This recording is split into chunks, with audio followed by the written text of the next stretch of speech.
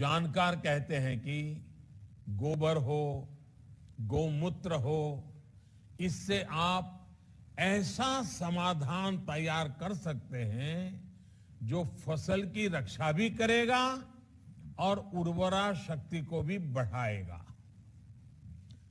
बीज से लेकर मिट्टी तक सबका इलाज आप प्राकृतिक तरीके से कर सकते हैं। इस खेती में ना तो खाद पर खर्च करना है, ना कीटनाशक पर। इसमें सिंचाई की आवश्यकता भी कम होती है और बाढ़ सूखे से निपटने में भी ये सक्षम होती है। चाहे कम सिंचाई वाली जमीन हो या फिर अधिक पानी वाली भूमि, प्राकृतिक खेती से किसान साल में कई फसलें ले सकता है।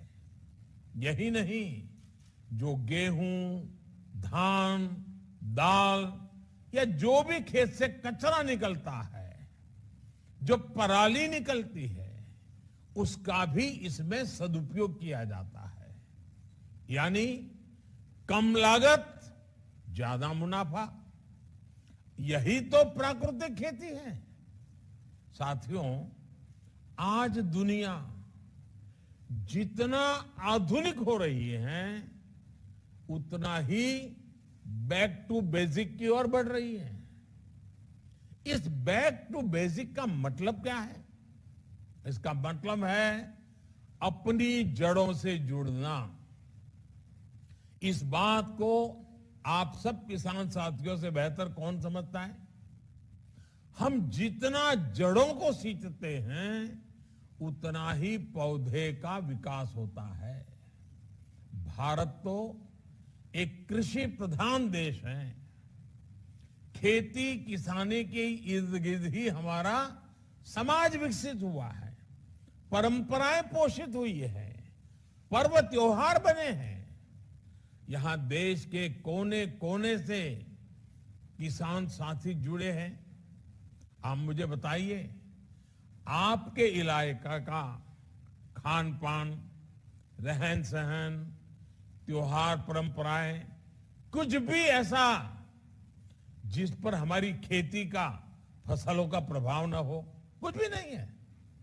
जब हमारी सभ्यता किसानी के साथ इतना फली फूली है, तो कृषि को लेकर हमारा ज्ञान विज्ञान को कितना समृद्ध रहा होगा, कितना वैज्ञानिक रहा होगा। इसलिए भाइयों बहनों, आज जब दुनिया ऑर्गेनिक की बात करती है, नेचुरल की बात करती है, आज जब बैक टू बेसिक की बात होती है, तो उसकी जड़ें भारत से जुड़ती दिखाई पड़ती हैं।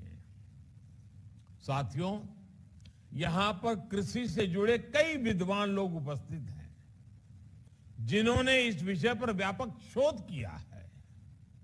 आप लोग जानते ही हैं, हमारे यहां ऋग्वेद और अथर्ववेद से लेकर हमारे पुराणों तक कृषि, पाराशर और काश्यपीय कृषि सूक्त जैसे प्राचीन ग्रंथों तक, और दक्षिण में तमिलनाडु के संत तिरुवल्लुवर जी से लेकर उत्तर में कृषक कवि घाघ तक हमारी कृषि पर कितनी बारीकियों से शोध हुआ है।